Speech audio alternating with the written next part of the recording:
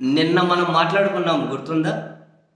ముఖ్యమంత్రి వైఎస్ జగన్మోహన్ రెడ్డి గారు సంక్రాంతి తర్వాత ఇక అభ్యర్థుల ఫైనల్ మార్పు చేర్పుల లిస్టు కూడా ప్రకటించేసి మూడవ వారం నుండి ఎన్నికల కురుక్షేత్రంలో అడుగుపెట్టబోతూ ఉన్నారు. జనం మధ్య క్యాడర్ మధ్య రాబోతూ ఉన్నారు. జనవరి మూడవ వారంలో ఉత్తరాంధ్ర నుంచి జగన్మోహన్ రెడ్డి గారు వాళ్ళ క్యాడర్తో సమావేశం అవ్వడాన్ని ప్రారంభించబోతున్నారు మనకున్న సమాచారం మేరకు అన్నాం. ముమ్మాటికి నిజమైంది. అధికారికంగా వైఎస్ఆర్ కాంగ్రెస్ పార్టీ ప్రకటించింది.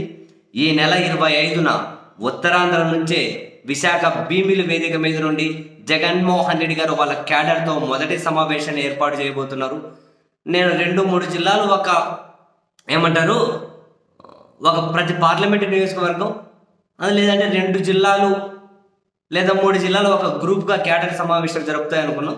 బట్ 4 జిల్లాలు ఒక గ్రూప్గా క్యాడర్ సమావేశాలు జరగబోతూ ఉన్నాయి. 5 నుంచి 6 ప్రాంతాల్లో వైసీపీ క్యాడర్తో సమావేశాలు ఏర్పాటు చేయబోతోంది. జగన్మోహన్ రెడ్డి గారు వాళ్ళ క్యాడర్లకు నెక్స్ట్ ఎన్నికలను ఎదుర్కోవడం మీద దిశానిర్దేశం చేయబోతూ ఉన్నారు.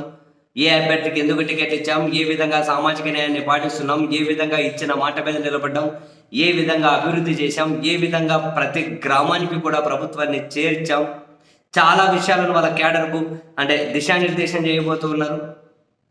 ఆ తర్వాత మధ్యలో పబ్లిక్ మీటింగ్స్, ఇక ఎన్నికల క్షేత్రంలోకి అడుగు పెట్టబోతూ ఉన్నారు పూర్తి స్థాయిలో.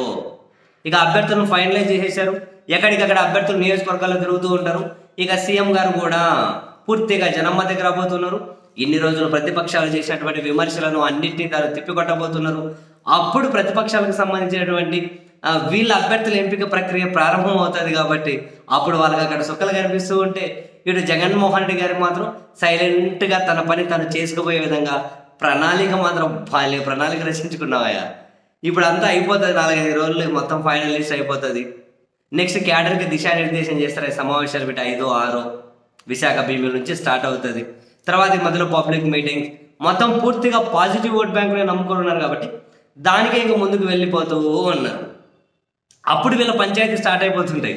జనసేనకిన్ని, వీళ్ళకిన్ని, ఆట రేపులు, ఈడ మాకు ఈడ వాళ్ళకు, అబ్బా మాకు మోసం చేశారు, అబ్బా మాకు అన్యాయం చేశారు, మేము బయటకు వస్తాం. అప్పుడు వాళ్ళు ఒకరికొకరు దుమ్మెత్తి పోసుకుంటుంటారు. జగన్ గారికి అవేం అవసరం లే. అప్పుడు ఎవరైనా వస్తామన్నా వచ్చి అదిగో మా అభ్యర్థి కోసం పనిచేయండి, పని చేయకపోతే సరే మీ ఇష్టం ఎట్లా చేసుకో. అప్పుడు వాళ్ళకి రెబల్ వేసుకుంటారు. ఏం చేస్తారో వాళ్ళ కష్టాలు వాళ్ళు పడతారు. మొత్తం మీద పకడ్బందీ ప్లాన్ తోటి జగన్మోహన్ రెడ్డి గారు అయితే నెక్స్ట్ ఎన్నికలు ఎదుర్కోవడానికి భలే కన్స్ట్రక్టివ్ ఫ్రేమ్ రెడీ చేసి పెట్టుకున్నారు. సో జగన్ గారు ఫీల్డ్లోకి వచ్చిన తర్వాత చాలామందికి ఉన్నటువంటి కొన్ని అనుమానాలు, కొన్ని సందేహాలు అన్నీ పటాపంచలు కావచ్చు.